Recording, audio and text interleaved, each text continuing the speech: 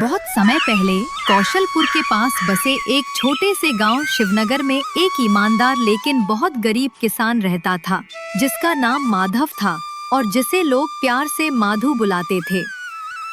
उसकी पत्नी सावित्री, जो एक बहुत ही समझदार और मेहनती औरत थी, और उनकी 6 साल की मासूम बेटी थी राधा। तीनों एक किराए की पुरानी झोपड़ी में रहते थे, जिसमें बारिश के मौसम में छत टपकती थी। माधु गांव के एक जमींदार से किराए पर ली गई छोटी सी जमीन में खेती करता था और इसी से उनका गुजर बसर होता था। अजी देखिए तो, इस बार हमारे खेत कितने हरे भरे हो गए हैं। ऐसा लगता है जैसे धरती माँ ने अपनी झोली से सोना बरसा दिया हो। हाँ सावित्री, इस बार हमारे बुरे दिन खत्म हो गए हैं। इस फसल से जो पैसे आएंगे उनसे हम लाल चंद जी का कर्ज चुका देंगे और घर का किराया भी, और गौरी के लिए मैं शहर से नए कपड़े लाऊंगा और उसे स्कूल भी भेजूंगा। बाबा, क्या मैं भी स्कूल जाऊंगी अपनी सहेलियों की तरह? हाँ मेरी बच्ची, तुम पढ़ोगी, लिखोगी और बहुत बड़ी बनोगी। गांव का कच्चा रास्ता। माधु अपने कंधे पर हल और बाकी औजार रखकर खेतों की तरफ जा रहा है। तभी रास्ते में उसे धर्मदास चाचा और शांति देवी मिलते हैं। अरे माधु, आज तो तुम्हारी फसल देखकर मन खुश हो गया। इतनी अच्छी पैदावार तो कभी नहीं देखी। हाँ माधव, इस बार तो भगवान ने सच में तुम लोगों पर अपनी कृपा बरसाई है। तेरी मेहनत रंग लाई है। चाचा, ये सब भगवान का आशीर्वाद है और आपकी दुआएं। मैं तो बस मेहनत करता हूँ, बाकी सब तो ऊपर वाला ही देखता है। सही कहा माधु। अच्छा, हम चलते हैं, देर हो रही है। माधु अपने खेत में पहुंचता है। सामने अपनी लहलहाती हुई फसल देखकर उसके कदम वहीं रुक जाते हैं। सुनहरी धूप में फसल के दाने सोने की तरह चमक रहे थे। यह नजारा देखकर माधु की आंखों में खुशी के साथ एक गहरा सुकून उतर आया। माधु सुबह से खेत में मेहनत कर रहा था। आसमान साफ था, सूरज की हल्की धूप पड़ रही थी, लेकिन अचानक मौसम करवट लेता है। काले बादल गिराते हैं, तेज हवाएं चलने लगती हैं और देखते ही देखते आसमान में बिजली कड़कने लगती है। कुछ ही देर में मूसलाधार बारिश शुरू हो जाती है। माधु घबराकर पास के पेड़ की ओर भागता है और उसके नीचे खड़ा होकर बारिश थमने का इंतजार करने लगता है, लेकिन बारिश रुकने का नाम ही नहीं लेती। कई घंटों तक झमाझम पानी बरसता है। बरसात इतनी तेज होती है कि माधु के खेतों में पानी भर जाता है। उसकी मेहनत से उगी फसल पानी में डूबकर पूरी तरह बर्बाद हो जाती है। जब बारिश थोड़ी हल्की होती है तो माधु दौड़कर खेत की ओर जाता है। खेत की हालत देखकर उसका दिल टूट जाता। जहाँ हरी भरी फसल लहराती थी, वहाँ अब सिर्फ पानी ही पानी है। मेहनत का फल उसकी आंखों के सामने नष्ट हो गया। हे भगवान, मेरा सब कुछ खत्म हो गया। ये कैसी परीक्षा है? मेरी सारी मेहनत, मेरा सारा सपना, सब कुछ बर्बाद हो गया। उधर घर पर भी हाल बेहाल है। तेज बारिश से उसकी झोपड़ी की छत टपकने लगती है। घर के अंदर हर जगह पानी टपक रहा है। माँ देखो, पानी गिर रहा है। मेरा बिस्तर भीग गया और देखो, नीचे भी पानी भर रहा है। गौरी, तुम खटिया पर चढ़ जाओ, मैं पानी गिरने की जगह पर बाल्टी रख देती हूँ। सावित्री ने उन जगहों पर जहाँ से पानी टपक रहा था, वहाँ बाल्टी और दूसरे बर्तन लगा दिए। अरे, इस बारिश का तो थमने का नाम ही नहीं है। पता नहीं माधु कहाँ होगा, कहीं उसे कुछ हो तो नहीं गया। तभी माधु बारिश में पूरी तरह भीगा हुआ और उदास चेहरा लिए घर में आता है। क्या हुआ माधु, तुम्हारा चेहरा इतना उतरा हुआ क्यों है? सावित्री, पूरी फसल बर्बाद हो गई। नुकसान इतना ज्यादा हुआ है कि अब ना लालचंद का कर्ज चुका पाएंगे, ना घर का किराया, और ना ही गौरी को स्कूल भेज पाएंगे। माधु की हालत देखकर सावित्री का दिल बैठ गया और उसकी आंखें भर आईं। वे दोनों बिना कुछ कहे बस एक दूसरे की तरफ देखते रहे, जैसे पूछ रहे हो अब क्या होगा। तभी उनके पैरों के पास पानी भरने लगा। खुद को बचाने के लिए वे दोनों तुरंत चारपाई पर जा बैठे। तभी बाहर से दरवाजे पर लगातार दस्तक होने लगी। अरे ओ माधु, दरवाजा खोल, मैं हूँ मकान मालिक। लगता है उन्हें भी खबर मिल गई है। अरे माधु, तुम्हें पता है पिछले 2 महीने से तुमने किराया नहीं दिया है और अब तुम्हारी फसल भी बर्बाद हो गई। तुम किराया कैसे चुकाओगे? माफ कीजिए, इस बार फसल खराब हो गई है। मालिक, थोड़ी मोहलत दे दो, मैं कहीं भी काम ढूंढकर आपका पैसा लौटा दूंगा। मोहलत? नहीं, अब और नहीं। मेरे पास बहुत लोग हैं जो इस घर को किराए पर लेना चाहते हैं। तुम लोग अभी के अभी मेरा घर खाली करो। हाँ मालिक जी, बस कुछ दिनों का समय दे दीजिए। आप ही बताइए, इतनी बारिश में इस बच्ची को लेकर हम कहाँ जाएं? नहीं, दया की भी कोई हद होती है। मैंने पहले ही बहुत दया दिखा दी। जाओ, अभी के अभी निकलो। माधु, अब कहाँ जाएंगे हम? कोई भी जगह नहीं बची। सावित्री, अब जो होगा रास्ते में ही पता चलेगा, बस चलते जाओ। वे तीनों दौड़कर एक पेड़ के नीचे आ जाते हैं। बारिश इतनी तेज है कि पत्तों के नीचे भी पानी टपक रहा है। माधु, यहाँ भी पूरी तरह बचाव नहीं हो पा रहा है। गुड़िया ठंड से कांप रही है।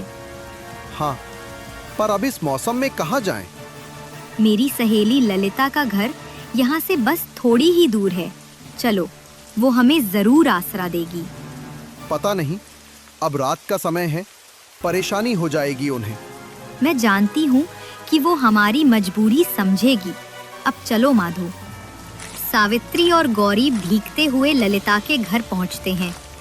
सावित्री दरवाजा खटखटाती है। ललिता दरवाजा खोलती है और उन्हें देखकर हैरान रह जाती है।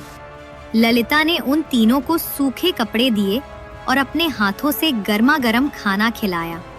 दिन भर की थकान और बारिश की ठंडक के बाद भर पेट खाने के बाद उन्हें बहुत सुकून मिला। जल्द ही वे तीनों गहरी नींद में सो गए। रात भर बारिश होती रही, पर उस तूफान से बेखबर उस छोटी सी छत के नीचे माधु और उसके परिवार को एक नया आसरा और नई उम्मीद मिल गई थी। रात भर की बारिश के बाद अगली सुबह का सवेरा शांत और सुकून भरा था। माधु और सावित्री जागकर धीमी आवाज में कुछ ऐसी बातें कर रहे थे। माधु, अब ऐसे कब तक चलेगा? हम पराए घर में कब तक रहेंगे? कब तक हम ललिता पर बोझ बने रहेंगे? हमें जल्द से जल्द कुछ करना होगा। हाँ सावित्री, मैं भी यही सोच रहा था। मैं अभी जाता हूँ गांव में काम ढूंढने। तुरंत काम की तलाश में गांव की ओर निकल पड़ता है। गांव का बाजार अभी अभी जाग रहा था। इक्का दुक्का दुकानें खुली थीं और लोगों की भीड़ भी कम थी। अपनी नजरें चारों ओर घुमाकर माधु ने हिम्मत जुटाई और एक दुकान की ओर बढ़ चला। भाई साहब, कोई काम हो तो बताइए, मैं पूरी लगन से काम करूंगा। अरे भाई, काम तो सब बंद है बारिश की वजह से। तू आगे देख ले। माधु एक और कोशिश करने के लिए अगली दुकान की ओर चल पड़ा। भैया, कोई काम है क्या? बर्तन धोना, सामान उठाना, जो बोलोगे वो कर दूंगा। नहीं भाई, मेरे पास पहले से ही लड़के काम कर रहे हैं, अभी जरूरत नहीं है। तुम कहीं और देख लो। माधु मन में हिचकिचाहट और मजबूरी का बोझ लिए लालचंद की बड़ी हवेली की ओर चल पड़ा। राम राम लालचंद जी, मैं काम की तलाश में हूँ। अगर कुछ दिन के लिए कोई काम मिल जाए या थोड़ा पैसा उधार मिल जाए तो बड़ी मेहरबानी होगी। बस बच्चों का पेट भरना है। अरे वाह, आज हमारे दरबार की रौनक बढ़ाने कौन आ गया? ये तो हमारे गांव का मशहूर गरीब किसान है। सुना है इस साल तुम्हारी फसल काफी जबरदस्त हुई थी। बढ़िया हुई थी लालचंद जी, बस पानी में तैरती थी। लालचंद जी मजाक छोड़िए, घर में बीवी और बच्चा भूखे हैं। अगर आप कोई काम नहीं दे सकते तो थोड़ी मदद ही कर दीजिए। अरे भाई, परेशान मत हो। लो, ये रहे 10 रुपए। जाओ और अपनी बीवी को कुछ खिला देना। क्या है ना, बड़ी बड़ी बातें सिर्फ हवा में अच्छी लगती हैं, तुम जैसे लोगों के बस की नहीं। अरे माधु, तुम जैसे लोग तो बस मुफ्त की रोटियां तोड़ना जानते हो। तुम जैसे गरीब लोग समाज पर बस एक बोझ हो। ना तुम में मेहनत करने का दम है और ना ही अक्ल है कुछ नया सोचने की। तुम बस रो रो कर भीख मांगते हो। अपने पैरों पर खड़ा होने की हिम्मत ही नहीं है तुम लोगों में। लालचंद और उसके चमचे माधु पर जोर जोर से हंसने लगे। माधु को बेइज्जती का गहरा एहसास हुआ। उसने उन पैसों को छुआ तक नहीं और अपनी नम आंखों से बिना कुछ कहे वहां से चला गया। अजी, आप आ गए? क्या कोई काम मिला? लालचंद के घर गया था, मदद मांगी। उसने 10 रुपए दिए जैसे भीख दे रहा हो। सारे चमचे हंसे। मुझे ऐसे देखा जैसे मैं इंसान नहीं, बस एक बोझ हूँ। माधु, कोई बात नहीं। मुझे पता है तुमने बहुत कोशिश की। पहले तुम ये भीगे कपड़े बदल लो, बाकी सब हम कल देखेंगे। उस रात माधु के गले से एक निवाला भी नहीं उतरा। उसने सिर्फ अपनी पत्नी के प्यार भरे लफ्जों का सहारा लिया और सोचा, कल का सूरज शायद नया सवेरा लेके आए। अगले दिन बारिश रुक चुकी थी। माधु ने अपने दिल में एक नई उम्मीद लेकर काम की तलाश में एक बार फिर गांव की ओर निकल पड़ा। माधु एक छोटी चाय की दुकान पर रुकता है, जहां दुकानदार चाय बना रहा है और गांव के कुछ लोग बैठकर गपशप कर रहे हैं। भाई साहब, कोई छोटा मोटा काम हो तो बता दो, मैं जो कहोगे वो कर लूंगा। माधु भाई, काम तो है, पर सच कहूं तो पैसे थोड़े कम मिलेंगे। पैसा चाहे जितना भी मिले मुझे मंजूर है, बस काम ईमानदारी का हो। ठीक है, मेरे दोस्त के गोदाम में कुछ सामान उतारना है, तुम अभी चलो। चाय वाले की बात मानकर माधु गोदाम की तरफ चल पड़ा। वहाँ एक बड़ा ट्रक खड़ा था और भारी भरकम बोरियां अंदर उतारी जा रही थीं। गोदाम का मालिक माधु को ऊपर से नीचे तक देखता है। तुम कौन हो? मेरा नाम माधु है। मुझे चाय वाले ने काम के लिए भेजा है। ठीक, ये ट्रक खाली कर दो। 2 घंटे का काम है, 200 रुपए मिलेंगे। सर, ये बोरियां काफी भारी हैं साहब, ये एक आदमी का काम नहीं लगता। अरे, तुम काम करोगे या लेक्चर दोगे? काम करो वरना चले जाओ। माधु भारी बोरियां अपने कंधे पर उठाता और पसीने से तरब बतर होकर एक एक करके सारी बोरियां गोदाम के अंदर रखता जा रहा था। सर, काम हो गया, अब पैसा दे दीजिए। पैसे? तुमने बोरियां तो उतारी, लेकिन 2 बोरियां फट गईं। इसका नुकसान तुम्हारे 200 में से काट लिया। तुम बस 50 रुपए लेकर जाओ। ये तो गलत है। मैं अपनी जान मार के काम कर रहा था। बोरियां पुरानी थी, मेरी क्या गलती है? गरीब आदमी का काम ही गलती होता है। ये लो पैसे और निकल जाओ। माधु के लिए यह पैसा सिर्फ रोटी नहीं, बल्कि उसकी इज्जत का सवाल था। लेकिन उस दिन उसे यह एहसास हुआ कि बाजार में गरीब के पसीने की कीमत सबसे सस्ती होती है। शाम को थका हुआ माधु अपनी मेहनत से कमाए हुए 50 रुपए लेकर घर लौटा। अजी, एक बात कहूँ? अगर इस तरह काम ढूंढते हुए पूरे गांव में घूमते रहोगे तो कुछ नहीं मिलेगा। क्यों ना हम अपना कुछ शुरू करें? अपना मतलब कौन सा काम? माधु, तुम्हें याद है शहर में एक ठेले पर वो दोनों मिलकर पोहा बेच रहे थे? उनकी दुकान पर लोगों की इतनी भीड़ लगी थी कि लोग इंतजार कर रहे थे। हाँ हाँ, मुझे याद है। शहर में 2 लोग पोहा बेचते थे। उनकी दुकान पर भीड़ लगी थी। मैं पोहा अच्छा बनाती हूँ। तुम सुबह उसे बाजार में या रास्ते में या मंडी के पास ले जाओ। वहाँ लोग उसे खाएंगे। सावित्री और उसके लिए सामान लगेगा, चावल, सब्जी, तेल, मसाले और ठेला या बर्तन। पैसा कहाँ से आएगा? ये मेरी पायल है और ये कंगन। इन्हें बेचकर हम अपना ठेला और सारा सामान ले आएंगे। अरे, ये तो तुम्हारी माँ की निशानी है। तुमने कहा था इसे जिंदगी भर संभाल कर रखोगी। माधु, सुनो, निशानी तब काम आती है जब जिंदगी चल रही हो। अभी तो हमारी जिंदगी ही रुक गई है। माँ होती तो यही कहती, बेटा, सोना अगर काम आए तो उसे बेच देना, क्योंकि पेट की भूख और इंसान की इज्जत पहले आती है। लेकिन मुझे बुरा लगता है। तुम अपनी चीज। माधु, ये सिर्फ मेरी पायल नहीं, हमारी नई जिंदगी की शुरुआत है। बस आप एक बार हाँ कह दीजिए। ठीक है, पर मैं वादा करता हूँ एक दिन मैं तुम्हें इससे भी सुंदर कंगन खरीद कर दूंगा। अगली सुबह माधु सबसे पहले अपनी पत्नी के पायल और कंगन बेचने के लिए सुनार की दुकान पर जाता है।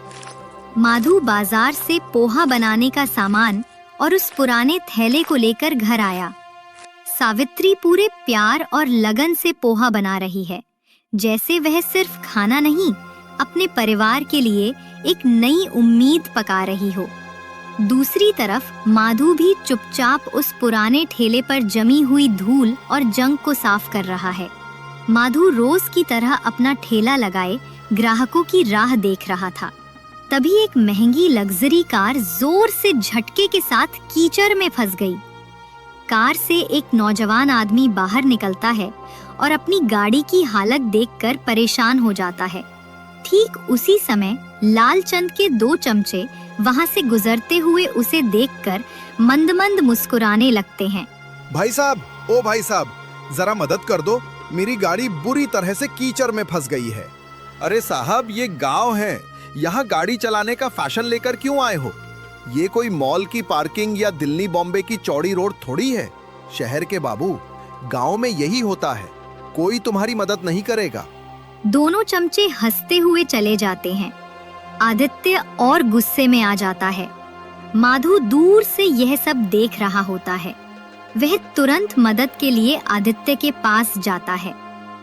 अरे साहब, इन दोनों की बातों को दिल पर मत लीजिए। आप गाड़ी में बैठिए, मैं मदद करता हूँ। माधु ने अपनी पूरी ताकत लगाकर एक जोरदार धक्का दिया। कीचड़ में धंसा हुआ टायर जोर से बाहर निकला और सड़क पर आ गया। माधु की मदद को देखकर आदित्य ने तुरंत अपनी गाड़ी किनारे रोक। वाह, तुमने तो कमाल कर दिया, बहुत बहुत शुक्रिया। साहब, इसमें शुक्रिया की क्या बात है? जब तक हम एक दूसरे की मदद करते रहेंगे तभी तो इंसानियत जिंदा रहेगी। चलिए, मेरा ठेला यहीं पर है, आप वहां बैठकर पानी पी लीजिए। आदित्य पानी पी रहा था, तभी उसकी नजर पास ही रखे एक बर्तन पर पड़ी, जिसमें से गर्मा गर्म पोहे की खुशबू आ रही थी। वाह, ये खुशबू तो कमाल की है। ये क्या बेच रहे हो? साहब, ये पोहा है। मेरी पत्नी इसे बड़े प्यार और दिल से बनाती है। एक बार खाकर देखिए, आपको जरूर पसंद आएगा। वाह, इतना स्वादिष्ट पोहा मैंने कभी नहीं खाया। तुम्हारे पोहे में तो अलग ही स्वाद है। क्या डालते हो इसमें? साहब, इसमें प्यार और मेहनत का तड़का है। जब आदित्य पैसे देने के लिए अपना वॉलेट ढूंढता है, तो उसे याद आता है कि वो अपना वॉलेट गाड़ी में ही भूल आया है। अरे माफ करना, मैंने तो अपना वॉलेट गाड़ी में ही छोड़ दिया है। कोई बात नहीं साहब, जब आपके पास हो तब दे दीजिएगा। इस समय आपका पेट भरना ज्यादा जरूरी है। आदित्य माधु की दरिया दिली से बहुत प्रभावित होता है। माधु, तुम बहुत दयालु इंसान हो। कभी भी मदद की जरूरत हो तो बस मुझे याद कर लेना, मैं जरूर आऊंगा। आदित्य कार में बैठकर चला जाता है। वह पूरे दिन अपने ठेले पर खड़ा रहा, लेकिन एक भी ग्राहक नहीं आया। धीरे धीरे सुबह की उम्मीद शाम की उदासी में बदल गई। तभी उसकी नजर एक बूढ़े भिखारी पर पड़ी, जो भूख से इतना कमजोर हो चुका था कि अचानक लड़खड़ाकर जमीन पर गिर पड़ा। बिना एक पल गवाए माधु अपने ठेले से भागा और उस बुजुर्ग के पास पहुंचा। अरे बाबा, आप ठीक तो हैं? बेटे, कई दिनों से कुछ खाया नहीं। माधु तुरंत अपने ठेले से एक प्लेट पोहा निकालकर उसे खिलाता है। वाह बेटे, इतना स्वादिष्ट पोहा तो मैंने कभी नहीं खाया। बाबा, क्या आपका कोई नहीं है? नहीं बेटा, इस दुनिया में अब मेरा कोई नहीं है। ये लीजिए बाबा, इसे अभी खा लीजिए और कुछ रात के लिए रख लीजिएगा। भगवान तुम्हारा भला करे बेटा, तुम जैसा नेक इंसान मैंने नहीं देखा। शाम को माधु अपने खाली ठेले के साथ घर लौटता है। उसके चेहरे पर हार की उदासी नहीं, बल्कि एक अजीब सी मुस्कान थी। क्या हुआ माधु? आज भी कुछ नहीं बिका? हाँ सावित्री, कुछ नहीं बिका, पर आज किसी भूखे का पेट भर दिया। वाह माधु, तुमने बहुत अच्छा काम किया। किसी भूखे को खाना खिलाना ही सबसे बड़ा धर्म है।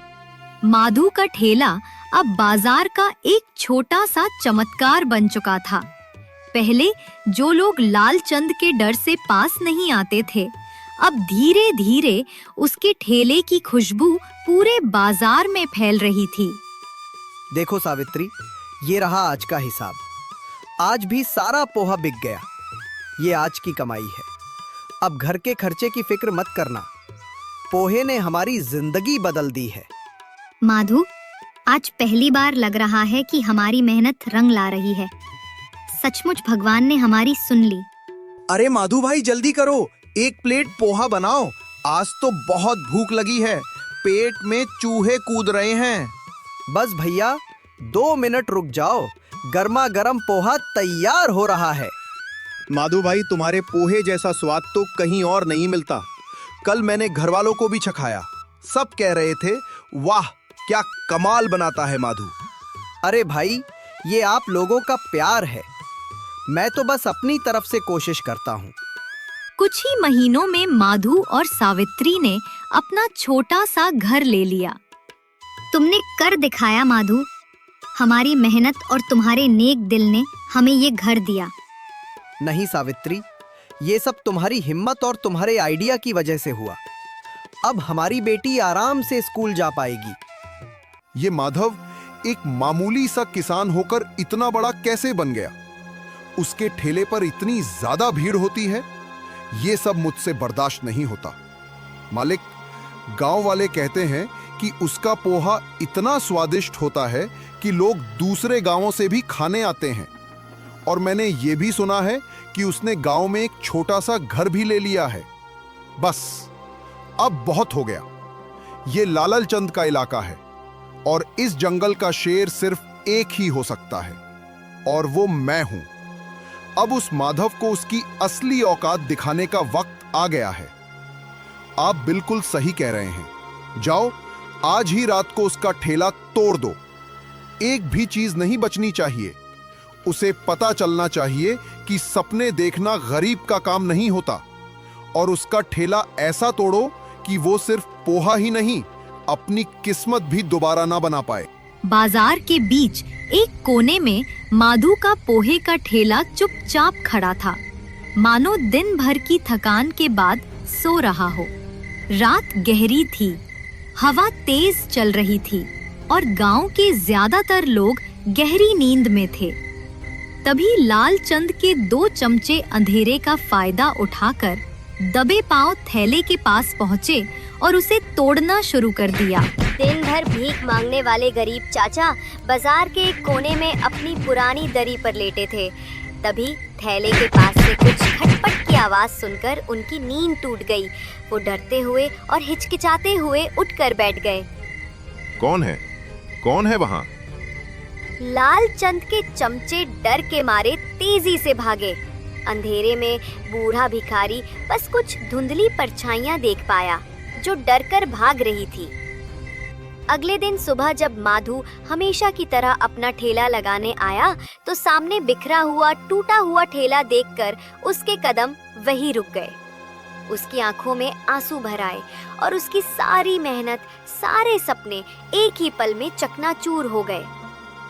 भगवान, ये सब किसने किया? मेरी मेहनत से बनाया हुआ ठेला किसने तोड़ दिया? बाबा, क्या आपने देखा ये सब किसने किया? नहीं बेटा, अंधेरे की वजह से मैं उनका चेहरा ठीक से नहीं देख पाया। बस एक छोटी सी झलक मिली और वो भाग गए। जब सावित्री को ये बात पता चलती है, वो भी भागते हुए बाजार आती है और टूटे हुए ठेले को देखकर उसकी आंखों में आंसू आ जाते हैं। माधु अपनी रोजी रोटी के टूटने का गम लिए खड़ा था। तभी एक कार बाजार में आकर रुकती है। गाड़ी से निकलता है आदित्य। आदित्य कार से उतरा और सीधा माधु के पास आया।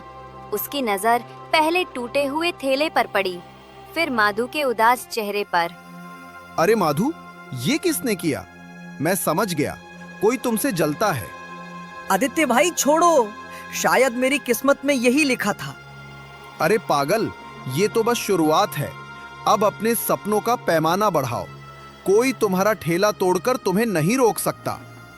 माधु थोड़ा हैरान होता है और सावित्री उत्सुकता से आदित्य की तरफ देखती है। मेरे पास एक जबरदस्त आइडिया है। हम इसी गांव में एक बड़ा सा होटल बनाएंगे। नाम होगा माधु का पोहा हाउस। तुम रहोगे इसके मुख्य रसोइया और मैं इसमें पैसा लगाऊंगा। हम दोनों मिलकर इसे चलाएंगे। सावित्री के आंसू थम गए और उसके चेहरे पर पहली बार धूप जैसी मुस्कान खिल उठी। सच में अब हमारा अपना होटल होगा। हाँ, और मैं कहता हूँ कि तुम्हारे हाथों का पोहा सिर्फ ये गांव नहीं बल्कि पूरा जिला खाएगा। देखना, ये पोहा सिर्फ तुम्हारा नाम नहीं बल्कि इस गांव का भी नाम रोशन करेगा। माधु की आंखों में उम्मीद की एक नई किरण चमक उठी। उसने आदित्य का हाथ कसकर थाम लिया आदित्य भाई, आज आपने मुझे एक नया जीवन दिया है। और इस तरह अपनी मेहनत, ईमानदारी और एक दोस्त की मदद से उस गरीब किसान ने न सिर्फ अपनी किस्मत बदल दी बल्कि पूरे गांव के लिए खुशहाली और कामयाबी की एक नई मिसाल कायम की। श्यामपुर गांव में एक छोटा सा घर था जिसमें एक गरीब किसान श्यामू और उसकी पत्नी विमला और 2 बच्चे पायल और मुनु थे। दिवाली की तैयारियों की बातें कर रहे थे। अरे भाई, अब की बार हम खूब पटाखे फोड़ेंगे और बहुत सारी मिठाई खाएंगे। कितना मजा आएगा ना? हाँ, तुम सही कह रहे हो। मैं भी रॉकेट उड़ाऊं। मुझे रॉकेट उड़ाने में बहुत मजा आता है। श्यामू ये सब सुनकर बहुत दुखी होता है और निराश होकर विमला से कहता है, देख रही हो विमला, इस बार दिवाली कैसे मनाऊंगा? खेत में काम भी ठीक से नहीं हुआ और पैसे भी खत्म हो गए। बच्चों की आंखों में उम्मीद देखकर मन टूट जाता है। अजी आप चिंता मत करो, भगवान कुछ रास्ता जरूर दिखाएगा। हर बार हम जैसे तैसे दिवाली मनाते हैं, इस बार भी कोई जुगाड़ हो जाएगा। श्यामू जैसे तैसे बाजार की ओर चला जाता है। उसका मन उदास था। बाजार में अमीर लोग पटाखे, मिठाई और कपड़े खरीद रहे थे। हर दुकान सजावट और रोशनी से सजी हुई थी। वो देखते हुए अमीर चंद की दुकान की ओर बढ़ता है। अरे श्यामू, तुम यहाँ क्या करने आए हो? तुम जैसे गरीब लोग भी दिवाली मनाते हैं क्या? सेठ जी, कोई छोटा मोटा काम हो तो बता दीजिए। बस इतना मिल जाए कि बच्चों के लिए कुछ कपड़े और मिठाई खरीद सकूं। तुम काम करोगे? तुमसे तो अपनी गरीबी भी नहीं संभल रही। काम क्या करोगे? श्यामू चुपचाप वहाँ से चला जाता है। उसकी आंखों में आंसू थे, लेकिन वो कुछ कह नहीं पाता। वो मंदिर में भगवान के सामने हाथ जोड़कर खड़ा हो जाता है और प्रार्थना करता है। हे भगवान, इस बार मेरी मदद करो। मेरे बच्चों की आंखों में जो उम्मीद है वो ना टूटे। आखिर इतनी गरीबी क्यों है? मैं तो बहुत काम करने का प्रयास करता हूँ। थोड़ी देर बाद जब श्यामू मंदिर से बाहर निकलता है, तभी एक बूढ़ी औरत उसके पास आती है। उसके कपड़े पुराने थे, लेकिन उसकी आंखों में एक चमक थी। बेटा, तुम बहुत परेशान लग रहे हो, क्या हुआ? क्या बताऊं अम्मा, मेरे पास इस बार दिवाली मनाने के लिए कुछ भी नहीं है। बच्चे दिवाली मनाने की आस में हैं, लेकिन मैं कुछ नहीं कर पा रहा। जहां भी काम की तलाश में जाता हूं, लोग मेरा मजाक उड़ाते हैं। बेटा, तुम चिंता मत करो, भगवान ने तुम्हारे लिए रास्ता बनाया है। ये लो कुछ पैसे हैं, शायद तुम्हारे काम आ जाएं। अम्मा, इस उम्र में तो मुझे आपकी सहायता करनी चाहिए, लेकिन आप मेरी सहायता कर रही हैं। इसका एहसान मैं कैसे चुका पाऊंगा? बेटा, तुम बहुत नेक दिल इंसान लग रहे हो। तुम भी किसी की सहायता करना। श्यामू बूढ़ी अम्मा से पैसे लेकर उन्हें धन्यवाद कहता है और वहाँ से चला जाता है। श्यामू उन पैसों से बाजार से थोड़ा सा मिठाई, कुछ दिए और छोटे पटाखे खरीदता है। बाजार की चकाचौंध के बीच वो इन छोटी छोटी चीजों से भी खुश रहता है, क्योंकि अब वो अपने बच्चों को कुछ दे सकता था। अपने बच्चों के चेहरे पर मुस्कान ला पाऊंगा, यही मेरी सबसे बड़ी खुशी है। श्यामू घर आता है। बच्चे उसके आने का इंतजार कर रहे होते हैं। वो उनके सामने मिठाई और पटाखे रखता है। पायल और मुन्नू खुशी से झूम उठते हैं। पापा पापा, अपने पटाखे लाए हैं। अब हमारी भी दिवाली होगी। अब हम लोग सभी की तरह पटाखे फोड़ेंगे और मिठाई खाएंगे। देखो पायल, बच्चों की खुशी ही हमारी असली दिवाली है। हाँ विमला, इनकी खुशी के आगे कुछ भी मायने नहीं रखता। अमीर चंद की दिवाली की तैयारियां हो चुकी थीं। घर को शानदार ढंग से सजाया जा रहा था। मिठाई, कपड़े और पटाखों का ढेर लगा हुआ था। घर के बच्चे नए कपड़े पहन रहे थे। इस बार की दिवाली सबसे धूमधाम से मनाई जाएगी। मेरे बच्चे सबसे महंगे पटाखे फोड़ेंगे और हमारा घर सबसे ज्यादा जगमगाएगा। श्यामू गांव के बाहर काम की तलाश में घूम रहा था कि अचानक उसकी मुलाकात रामू नाम के एक व्यक्ति से होती है, जो उसका पुराना साथी था। क्या हुआ? तुम बहुत परेशान दिख रहे हो। क्या बताओ, सभी लोग दिवाली धूमधाम से मना रहे हैं। मैं भी थोड़ा बहुत पैसे इंतजाम करके कुछ मिठाई और पटाखा अपने बच्चों को दिया, लेकिन कपड़े नहीं खरीद पाया। इसीलिए कोई काम की तलाश कर रहा हूँ। दिवाली सर पर है और मेरे पास बच्चों के खुशी के लिए कुछ नहीं, तो कुछ करना ही होगा। कुछ काम मिल जाए तो मदद हो जाएगी। तू चिंता मत कर श्यामू, मेरे पास एक छोटा काम है। चल मेरे साथ कुछ मजदूरी कर ले। श्यामू थोड़ी राहत महसूस करता है और रामू के साथ चल पड़ता है। जाकर खेत में काम करने लगते हैं। दोनों मिलकर खेत की सफाई और थोड़ी बुआई कर रहे थे। काम खत्म होने के बाद रामू श्यामू को कुछ पैसे देता है। ये ले श्यामू, तेरे मेहनत की कमाई। अब अपने बच्चों के लिए कुछ अच्छा कर लेना। धन्यवाद रामू, तुमने मेरी बहुत मदद की। भगवान तुम्हें खुश रखे। श्यामू काम से वापस घर आता है। विमला दरवाजे पर खड़ी उसकी प्रतीक्षा कर रही थी। क्या जी, काम मिला क्या कोई? हाँ विमला, रामू ने हमारी मदद की है। अब हम और कुछ खरीद सकते हैं बच्चों के लिए। श्यामू बच्चों के लिए कुछ और मिठाई और कपड़े लेकर आता है। विमला मुस्कुराती है और उसे राहत महसूस होती है। अगले दिन दिवाली थी। अमीर चंद का घर रोशनी से जगमग रहा था। उसके घर में बड़ी पार्टी हो रही थी। महंगे पटाखे फोड़े जा रहे थे। उसका बेटा अमर सबसे बड़े पटाखे जलाने की तैयारी कर रहा था। इस बार सबसे बड़ा पटाखा तुम्हारे हाथों से फटेगा। देखना, पूरा गांव जलते हुए देखेगा। पापा, ये पटाखे तो आसमान को रोशन कर देंगे। सभी गरीबों को देखकर जलन होगी। श्यामू का घर छोटा था, लेकिन वहाँ की दिवाली बच्चे छोटे छोटे दिए जलाते हैं और थोड़े से पटाखे फोड़ते हैं। घर में सादगी है, लेकिन दिलों में खुशी और संतोष की चमक है। ये छोटे छोटे दिए भी कितनी बड़ी रोशनी कर रहे हैं। हाँ, ये दिवाली हमारी अब तक की सबसे अच्छी दिवाली है। अमीर चंद के बेटे अमर ने बड़ा पटाखा जलाया, लेकिन अचानक से वो पटाखा उल्टा फूटता है और घर में आग लग जाती है। सब लोग घबरा जाते हैं। अरे भाई, बचाओ बचाओ, सब जल्दी से पानी लाओ, हमारा सारा सामान जल रहा है। आग तेजी से फैलती है और आग इतनी तेज होती है कि किसी की हिम्मत नहीं होती कि कोई आग बुझाए। देखते ही देखते हवेली पूरी तरह से जल जाती है। फिर अगली सुबह अमीर चंद की हवेली जल चुकी थी। वो टूटे हुए मन से गांव की गलियों में घूम रहा होता। उसके कपड़े गंदे हो चुके थे और चेहरा मायूस हो गया था। मेरे सारे पैसे, सब कुछ खत्म हो गया। हे भगवान, मेरे साथ ये क्या हुआ? मैं तो बर्बाद हो गया। श्यामू अपने घर के बाहर बैठा ही था कि तभी अमीर चंद वहां आता है। उसका चेहरा मायूसी से भरा हुआ था। श्यामू, मुझे माफ कर दो। मैंने हमेशा तुम्हें नीचा दिखाया, लेकिन आज मेरी असली हालत देखो। सब कुछ जलकर खाक हो गया। सेठ जी, दिवाली केवल पैसों से नहीं, बल्कि दिल की खुशी से मनाई जाती है। आप चिंता मत कीजिए, सब सही हो जाएगा। हम सब मिलकर अगली बार दिवाली मनाएंगे। श्यामू और अमीर चंद के बीच दिलचस्प संवाद होते हैं। श्यामू की मदद से अमीर चंद अपनी गलतियों को पहचानता है अमीरचंद शामू के घर के सामने खड़ा होता है और शामू ने उसे अंदर आने के लिए आमंत्रित किया।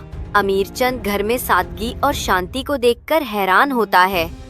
शामू, तुम्हारा घर कितना छोटा है, लेकिन इसमें कितना सुख और शांति महसूस हो रही है। सेठ जी, खुशी दिल की होती है। जहां प्यार और संतोष होता है वो महल से भी बड़ा लगता है। अमीरचंद घर के अंदर बैठा था, तभी विमला चाय लेकर आती है और अमीरचंद को आदर से पेश करती है। अमीरचंद को अपने परिवार की याद आती है, लेकिन उसके चेहरे पर एक हल्की उदासी होती है। मेरे बच्चे तो इतने ऐशो आराम में पले हैं कि उन्हें छोटी चीजों की कद्र ही नहीं। तुम्हारे बच्चों में वो खुशी है जो मैंने कभी अपने घर में नहीं देखी। सेठ जी, खुशी दिल से आती है, ना कि चीजों से। सभी लोग खुशी से चाय पीते हैं और खुशी खुशी अपना जीवन बिताने लगते हैं। रामनगर गांव में एक बहुत ही घमंडी सेठ रहता था। खेतों में किसान काम करते थे। सभी गांव के लोग बहुत बुरी तरह अपना जीवन बिता रहे थे, क्योंकि उसी गांव में एक बड़ी हवेली थी जो गांव के सबसे अमीर आदमी सेठ प्रेमचंद की थी। सेठ का नाम पूरे इलाके में घमंड और कठोरता के लिए मशहूर था। वो सभी किसानों को बहुत सताता था। क्या तुमने सुना है?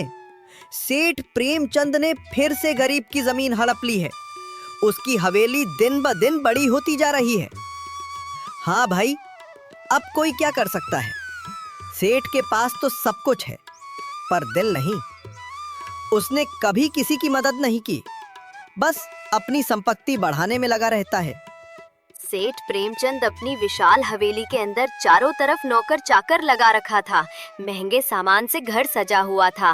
सेठ सोने की कुर्सी पर बैठा आराम कर रहा था। उसके सामने कुछ कागजात रखे हुए थे जो जमीन के सौदे से जुड़े थे। सेठ अपने बड़े सांड से कहता है, देखो, एक और सौदा मेरे पक्ष में आ गया।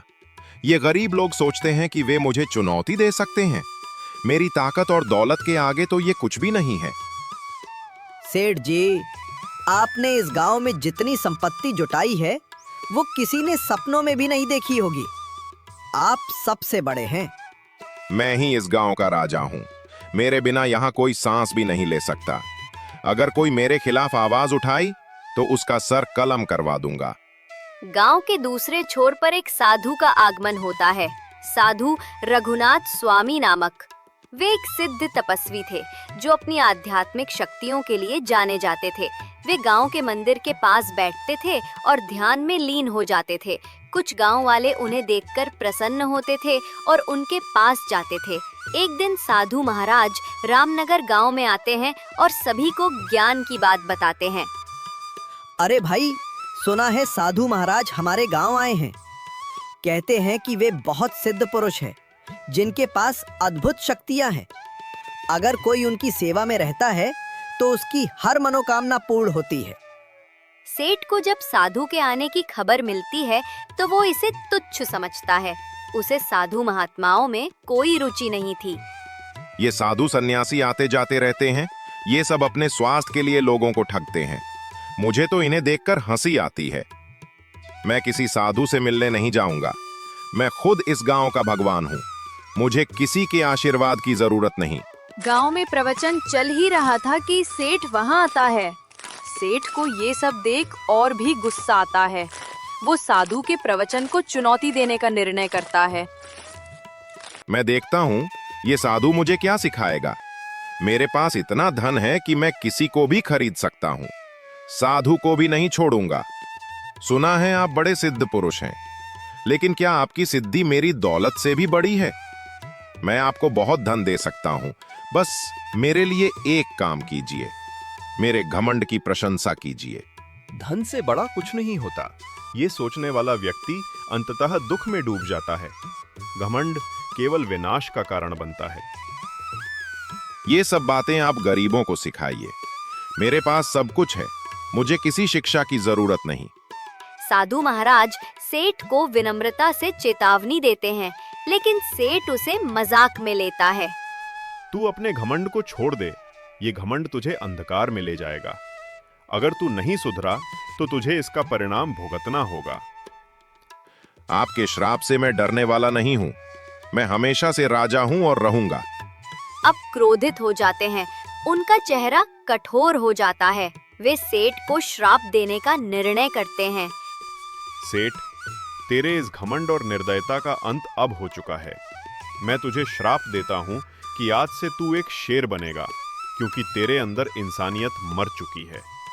साधु के श्राप देते ही अचानक आसमान में बिजली चमकती है।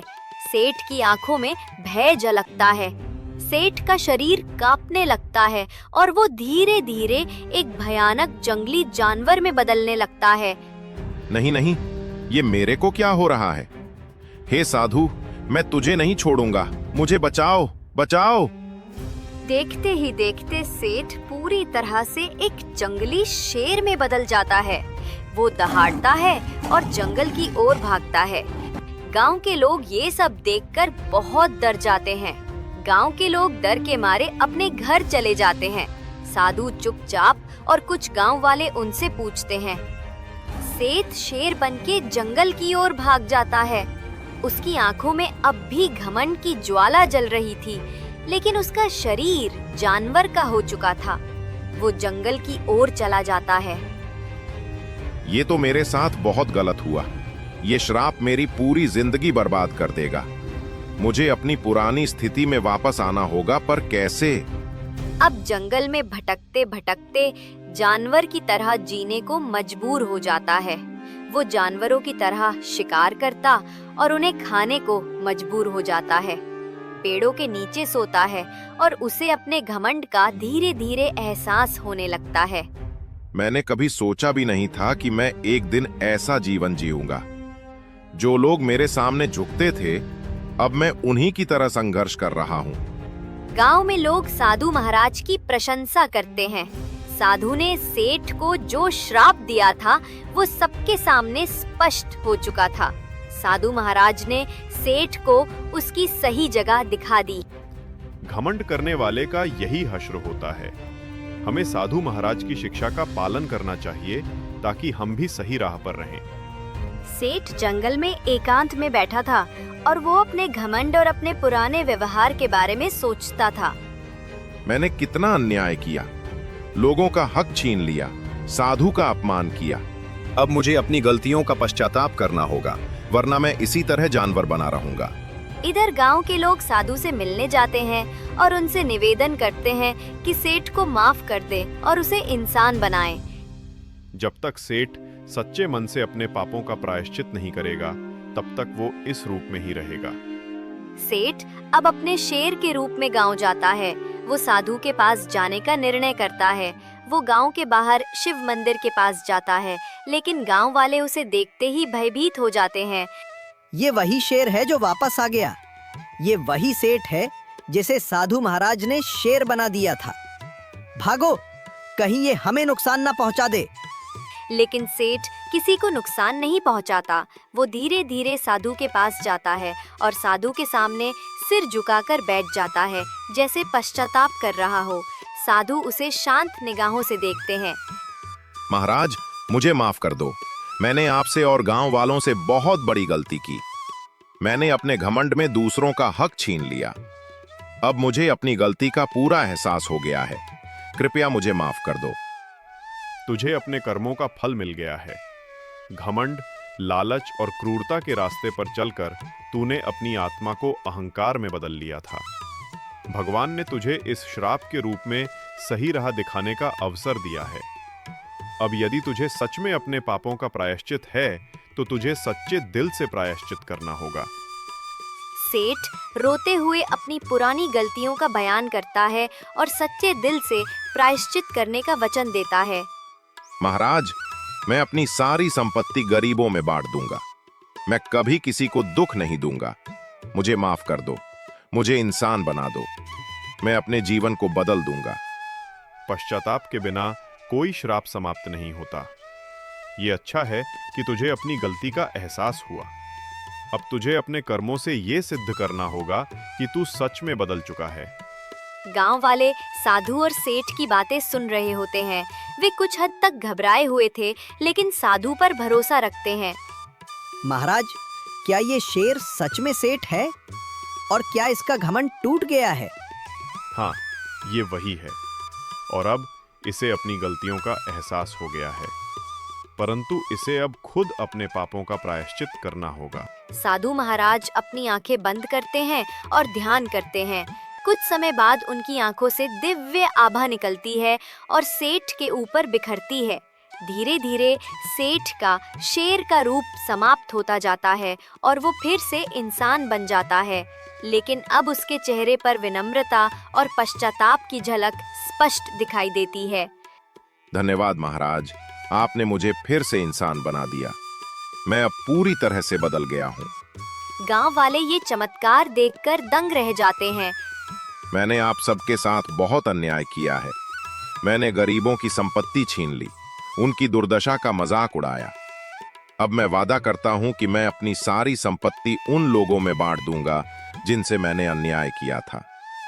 अब मैं आपके बीच एक सेवक की तरह रहूंगा, ना कि राजा की तरह। बहुत समय पहले की बात है।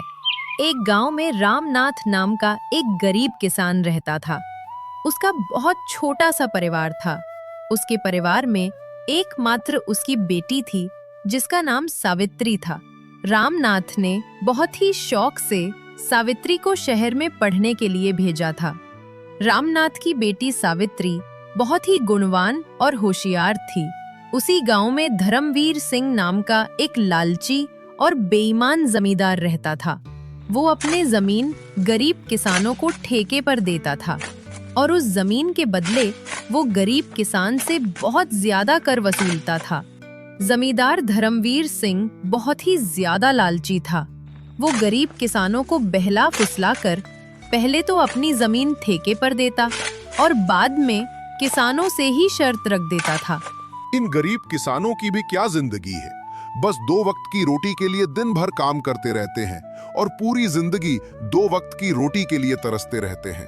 और मुझे देखो, मैं बस इन्हें आदेश देता हूँ और समय आने पर सारी फसल हमारे गोदामों में भर जाती है और ये गरीब किसान हमारे आगे जी हुजूरी करते रहते हैं और हमारे सारा काम करते रहते हैं। इसे कहते हैं दिमाग हो तो धर्मवीर सिंह के जैसा, वरना ना हो। हाँ मालिक, आप तो यहाँ के जमींदार हैं और किसानों को अपनी मुट्ठी में रखते हैं। इनको कैसे इस्तेमाल करना है ये आप भली भांति जानते हो। मालिक, यहाँ क्या अगल बगल के और भी गांव पर आप ही का राज्य है। आपकी मर्जी के बिना तो एक पत्ता भी नहीं हिलता। इसीलिए तो मैं यहाँ का राजा हूँ। मैं इन बेवकूफ किसानों को ऐसी ऐसी शर्त पर जमीन उधार दे रखी है कि मेहनत ये करते हैं और फसल मैं अपनी मुट्ठी में कर लेता हूँ। आखिर इनकी औकात ही क्या है मेरे सामने। जमींदार अपने नौकर से ये सब बातें कर ही रहा होता है, तभी उसके पास एक रामनाथ नाम का एक गरीब किसान आता है जो बहुत दुखी और परेशान होता है। मालिक, मैंने सुना है कि आप किसानों को जमीन ठेके पर देते हो। अरे हाँ भाई, तुमने बिल्कुल ठीक सुना है। मैं अपनी जमीन किसानों को ठेके पर देता हूँ। तो मालिक, आप मुझे भी अपनी जमीन ठेके पर दे दीजिए। मैं भी आपकी जमीन पर 1 साल के लिए ठेके पर काम करना चाहता हूँ। मेरा नाम रामनाथ है और मैं पास के ही गांव बरसाना में रहता हूँ। अच्छा ठीक है रामनाथ, मैं तुम्हें अपनी जमीन ठेके पर देता हूँ, पर दे दूंगा।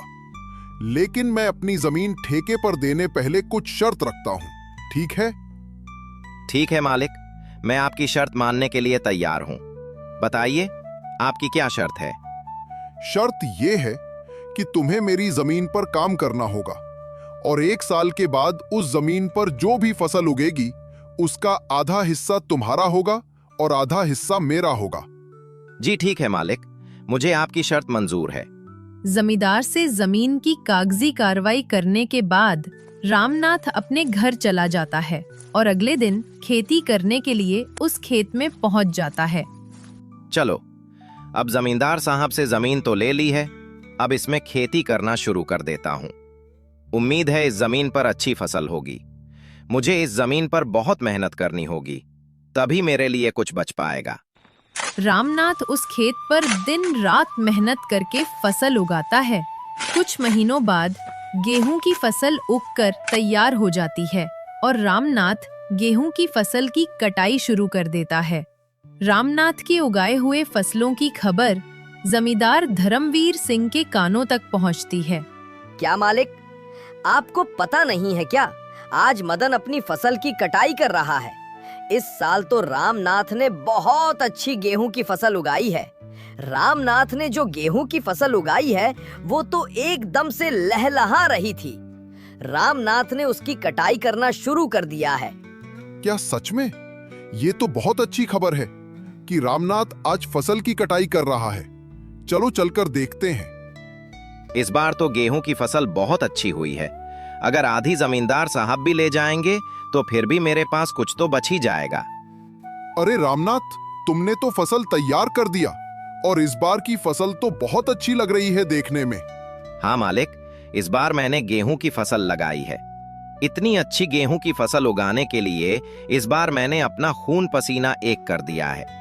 मैंने दिन रात मन लगाकर इस खेत में बहुत मेहनत की है, तब जाकर इतनी अच्छी फसल हो पाई है। इसलिए अब तो मैंने कटाई भी शुरू कर दी है। अरे ओ रामनाथ, ये तो मेरी उपजाऊ जमीन का कमाल है। तुम्हारी मेहनत से कुछ नहीं हुआ है, उपजाऊ जमीन के कारण इतनी अच्छी फसल हुई है। तुम्हारी मेहनत हो या ना हो, फसल तो अच्छी होनी ही थी। मालिक, खेत भले ही उपजाऊ हो, अगर उसमें मेहनत नहीं होगी तो फसल कैसे उगेगी? मैंने बहुत मेहनत की है इस खेत में। ज्यादा मत बोल रामनाथ, मेहनत तो किराए के मजदूर भी करते हैं। असली कमाई का हकदार तो वही है जिसकी जमीन है। शर्त के मुताबिक जल्दी से मेरे फसल का आधा हिस्सा निकाल। चल जल्दी कर, मुझे बहुत सारे काम है, मुझे वापस भी जाना है। ये कहकर जमींदार रामनाथ से सारी गेहूं की अच्छी फसल लेकर चला जाता है और खराब फसल रामनाथ के पास छोड़ देता है, जिसे देखकर रामनाथ मायूस हो जाता है। हे ईश्वर, इतनी जीत और मेहनत करने के बाद बस इतनी सी फसल मेरे हाथ आई है। हम गरीबों को लोग ऐसे ही लूटते हैं। इतनी मेहनत करने के बाद भी हमारे हाथ में कुछ नहीं आता है। हे ईश्वर, कब मेरी अपनी जमीन होगी? रामनाथ इसी तरह अपनी जिंदगी काट रहा था। कुछ महीनों बाद रामनाथ की बेटी सावित्री, जो शहर पढ़ने के लिए गई थी, वापस गांव आ जाती है। वापस गांव आने पर जब उसने गांव का नजारा देखा तो उसे बहुत दुख हुआ। पिताजी, हमारे गांव का ऐसा हाल क्यों है? गांव के सभी लोग दुखी और परेशान नजर आ रहे हैं। आखिर बात क्या है? सावित्री बेटा, इस गांव में गरीब किसान की यही किस्मत है। जमींदार धर्मवीर सिंह जैसे लोग हमारी गरीबी का फायदा उठाते हैं। मेहनत हम करते हैं और उसका फायदा जमींदार धर्मवीर सिंह जैसे लोग खा जाते हैं। हमारे पास ना अपनी जमीन है और ना अधिकार। हम गरीब किसान बस मेहनत करते हैं और भूखे रहते हैं। किसानों की ऐसी दयनीय स्थिति को सुनकर सावित्री बहुत दुखी हो जाती है। पिताजी, आप चिंता मत कीजिए, अब मैं आ गई हूँ और यह अन्याय अब और नहीं चलेगा। आज से मैं आपके साथ खेतों में काम करूंगी और उस लालची जमींदार को उसी की शर्तों में बांध दूंगी। अगले ही दिन सावित्री जमींदार धर्मवीर सिंह के यहाँ पहुँच जाती है। अरे सावित्री, तुम यहाँ कहो, क्या बात है? मुझे ठेके पर कुछ जमीन चाहिए।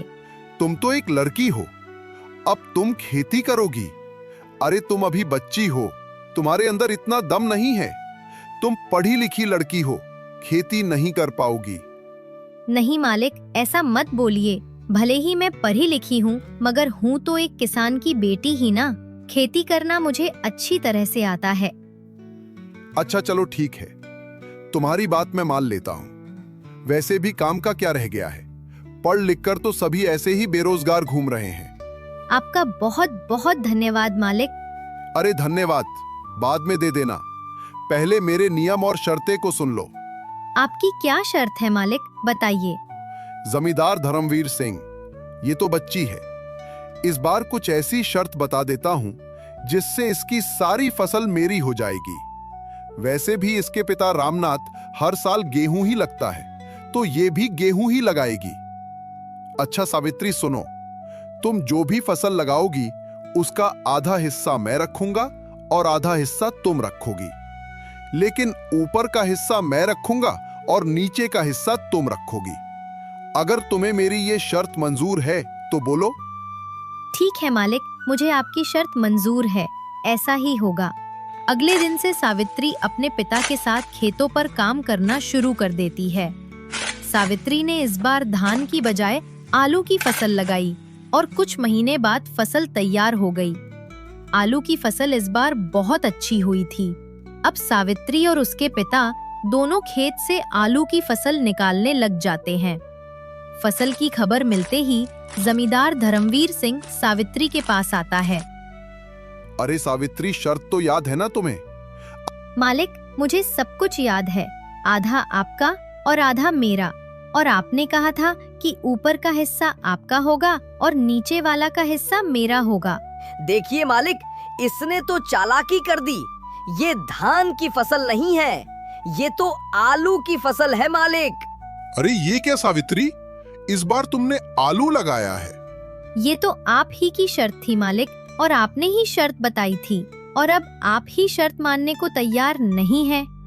अरे लेकिन मैं इस घास फूस को लेकर क्या करूंगा, जबकि सारे आलू तो तुम ले रही हो।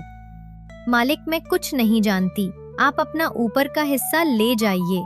इस तरह अपनी चालाकी दिखाते हुए सावित्री ने बेईमान जमींदार को मुंह तोड़ जवाब दिया और सभी आलू लेकर घर आ गई और घास फूस जमींदार के हिस्से छोड़ आई। पूरे गांव में आज तक किसी ने भी आपसे चालाकी दिखाने की हिम्मत नहीं की, और ये रामनाथ की बेटी सावित्री इतनी आसानी से आपको बेवकूफ बना गई। अरे ये रामानाथ की बेटी मुझे क्या बेवकूफ बनाएगी? आने दो, इसे अगली बार उसे ऐसा सबक सिखाऊंगा कि मुझसे उलझने की कोशिश नहीं करेगी।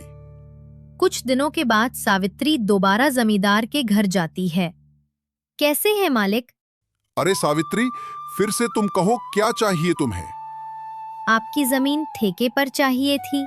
ठीक है, मैं तुम्हें अपनी जमीन ठेके पर दे दूंगा, पर मेरी इस बार की शर्त भी कान खोल कर सुन लो लड़की। इस बार तुम्हारी कोई चालाकी नहीं चलेगी लड़की। इस बार नीचे का हिस्सा मैं लूंगा और ऊपर का हिस्सा तुम्हारा होगा। क्या तुम्हें मेरी ये शर्त मंजूर है? मालिक, मुझे आपकी शर्त मंजूर है। मालिक, इस बार फसल के ऊपर का भाग मेरा ही होगा। इस तरह सावित्री जमींदार से बात करने के बाद घर आ जाती है। इस बार भी सावित्री दोबारा खेती करने की तैयारी में जुट जाती है। सावित्री इस बार गेहूं की फसल लगाती है। कुछ दिनों बाद गेहूं की फसल काफी अच्छी उगाती है। अरे वाह, इस बार तो गेहूं की फसल खूब अच्छी दिख रही है। मजा आ गया। आने दो उस बेईमान जमींदार को, तब उसे मजा चखाती हूँ। कुछ दिनों के बाद जमींदार सावित्री के पास आता है। जैसे ही जमींदार सावित्री के खेत के पास पहुँचा तो गेहूं की फसल देखकर उसका तो दिमाग ही चकरा गया। अरे ये क्या, इस सावित्री ने तो इस बार गेहूं की फसल लगा दी है। ये लड़की तो जितना मैं सोच रहा था उससे कहीं होशियार निकली। प्रणाम मालिक, कैसे हैं आप? ठीक तो है ना? देखिए मालिक, इस बार मैंने गेहूं की फसल लगाई है और आपकी शर्त के अनुसार फसल के ऊपर का हिस्सा मेरा होगा और नीचे का हिस्सा आपका होगा। इस तरह अपनी चतुराई से सावित्री ने दोबारा जमींदार धर्मवीर सिंह को मूर्ख बना दिया और जमींदार एक बार फिर से धोखा खाकर गुस्से से तिलमिला गया। अरे मालिक, उस पिद्दी सी लड़की का दिमाग तो देखिए। आप जैसे इतने बड़े चालबाज जमींदार को उसने फिर से मूर्ख बना दिया। तुम सही कह रहे हो झुमरू, मैं तो उसे बच्ची ही समझ रहा था और उस बच्ची ने मुझे फिर से मूर्ख बना दिया। अगली बार उसे आने दो, फिर उसे बताता हूँ कि जमींदार धर्मवीर सिंह क्या चीज है। सावित्री ने गेहूं की फसल की कटाई की और सारी फसल अपने घर ले आई और उस फसल का कुछ हिस्सा सावित्री ने गांव के जरूरतमंद लोगों में बांट दिया। सावित्री और रामनाथ दोनों बहुत ही खुश थे। कुछ दिनों बाद फिर से फसल उगाने का समय आ गया। चलो, उस लालची जमींदार से आज फिर से मुलाकात करती हूँ और उससे ठेके पर जमीन लेकर फिर से फसल उगाती हूँ और देखती हूँ कि इस बार वो जमींदार शर्त में अपना में कौन सा खुराफाती दिमाग लगाता है। यह सोचकर सावित्री ठेके पर जमीन के लिए उस जमींदार के पास फिर से जाती है। अच्छा, तो तुम मुझसे मिलने के लिए फिर से आ गई। देखो लड़की, तुम मुझसे ज्यादा होशियार बनने की कोशिश मत करना। मैं भी जमींदार धर्मवीर सिंह हूँ। मुझे होशियारी नहीं आती है मालिक, मैं तो एक गरीब किसान की बेटी हूँ। होशियार तो आप लोग हैं जो गांव के गरीब किसानों की मजबूरी का फायदा उठा रहे हैं। अपनी जुबान पर काबू रखो सावित्री। ये तुम क्या बोले जा रही हो? जिस काम के लिए आई हो वो बात करो। यहाँ ज्यादा ज्ञान बांटने की जरूरत नहीं है। ठीक है मालिक, चलिए काम की बात करते हैं। मुझे इस बार भी आपकी जमीन ठेके पर चाहिए। बताइए मालिक, इस बार आपकी क्या शर्त है? हाँ, शर्त तो है। तू खुद को बड़ा होशियार समझती है ना लड़की। इस बार फसल का ऊपर का और नीचे का हिस्सा मेरा होगा और बीच का हिस्सा तेरा होगा। अब बोल, क्या तुम्हें मेरी ये शर्त मंजूर है? बिल्कुल मंजूर है मालिक, जैसा आप कहें। अच्छा ठीक है मालिक, तो अब मैं चलती हूँ। मुझे फसल उगाने की तैयारी भी करनी है। लालची जमींदार की बात मानकर सावित्री अपने घर चली जाती है और वह फिर से फसल उगाने की तैयारी में लग जाती है और इस बार वो गन्ने की फसल लगाती है। सावित्री बेटा, इस बार तुमने खेत में कौन सी फसल लगाई है? पिताजी, इस बार मैंने गन्ने की फसल लगाई है। फसल काफी अच्छी हुई है। इस बार भी आमदनी अच्छी होगी पिताजी। ये तो बहुत अच्छी बात है बेटा। तुम बस ऐसे ही मेहनत करती रहो। कुछ महीनों बाद लालची जमींदार और उसका नौकर दोनों सावित्री के पास आते हैं। मालिक, इस बार तो सावित्री का दिमाग ही चकराने वाला है। इस बार तो आपने शर्त ही ऐसी रखी है, ऊपर का हिस्सा आपका और नीचे का भी हिस्सा आपका। तुमने बिल्कुल सही कहा जुमरू। इस बार मैंने अपने दिमाग का 100% उपयोग करके ब्रह्मास्त्र छोड़ा है। मैं भी अब देखता हूँ वो किसान की बेटी सावित्री कैसे बचती है। इस तरह दोनों बातें करते हुए खेत के पास पहुंच जाते हैं और जैसे ही वो खेत के पास पहुंचते हैं तो देखते हैं कि इस बार सावित्री ने गन्ने की खेती की है। मालिक, ये सावित्री तो आपकी भी अम्मा निकली। देखिए जरा इस बार उसने कौन सी फसल लगाई है। अरे ये क्या, इस सावित्री में तो इस बार गन्ने की फसल लगाई। अब बताओ भला, ऊपर का और नीचे का हिस्सा मेरा होगा और बीच का हिस्सा उसका होगा। मतलब इस बार भी मेरे हिस्से में घास फुंसी आनी है। मैं इस बार भी बेवकूफ बन गया, मान गया इस किसान की बेटी के दिमाग को। अरे मालिक, आप आइए आइए। कैसे हैं आप दोनों? आपस में क्या खुसूर फुसूर कर रहे हैं? अरे वाह, एक तो चोरी, ऊपर से सीना जोरी। तुमने मुझे इस बार भी बेवकूफ बना दिया ना। नहीं मालिक, जरा मुझे भी तो बताएं कि मैंने आपको क्या बेवकूफ बनाया है। मालिक, आप तो गांव वालों को बेवकूफ बनाते हो। देखिए मालिक, इस बार मैंने गन्ने की फसल लगाई है और आपकी शर्त के मुताबिक इस फसल का ऊपर का और नीचे का हिस्सा आपका होगा और बीच का हिस्सा मेरा होगा। अरे ओ किसान की बच्ची, मालिक को ज्यादा होशियारी दिखाने की कोशिश मत करो। बेईमानी और मक्कारी में ये सबके बाप हैं बाप। ये खेत भी हमारा है और इसमें लगी फसल भी हमारी है। अरे ओ जुमरू, बस कर। ज्यादा चिल्लाने की जरूरत नहीं। शायद ये हमारी ही करनी का फल है। हमने गांव के भोले भाले किसानों को बहुत ठगा है और आज पहली बार किसी ने हमें ठगा है। इस लड़की ने हमारी आंखें खोल दी है। अब मैं समझ चुका हूं कि बेईमानी का फल हमेशा बेईमानी ही मिलता है। इसलिए आज के बाद मैं किसी भी किसान को परेशान नहीं करूंगा और सभी किसानों को उनकी मेहनत का बराबर का हक दूंगा। जितनी भी किसानों की जमीन मेरे पास गिरवी है, मैं उनको सारे कागज वापस कर दूंगा और कभी भी उनकी गरीबी और लाचारी का फायदा नहीं उठाऊंगा। मालिक, आपने तो ये बहुत अच्छी बात कही है। एक किसान दिन रात मेहनत करता है अपने परिवार के लिए, मगर ना ही कभी वो अच्छे कपड़े पहनता है और ना ही कभी वो अच्छा खाना खा पाता है। अपने परिवार का पेट भरने के लिए वो दिन रात अपना पेट जलाकर खेतों में मेहनत करता है। ऐसे में इन गरीब किसानों के साथ बेईमानी करना और उन्हें तकलीफ देना अच्छी बात नहीं है। इसलिए इनका हक तो इन्हें मिलाना ही चाहिए। आप इनको इनकी जमीन वापस लौटा दीजिए मालिक, और अभी भी समय है। सच्चाई के रास्ते पर आ जाइए, नहीं तो आपको इससे भी बड़ा नुकसान झेलना पड़ सकता है।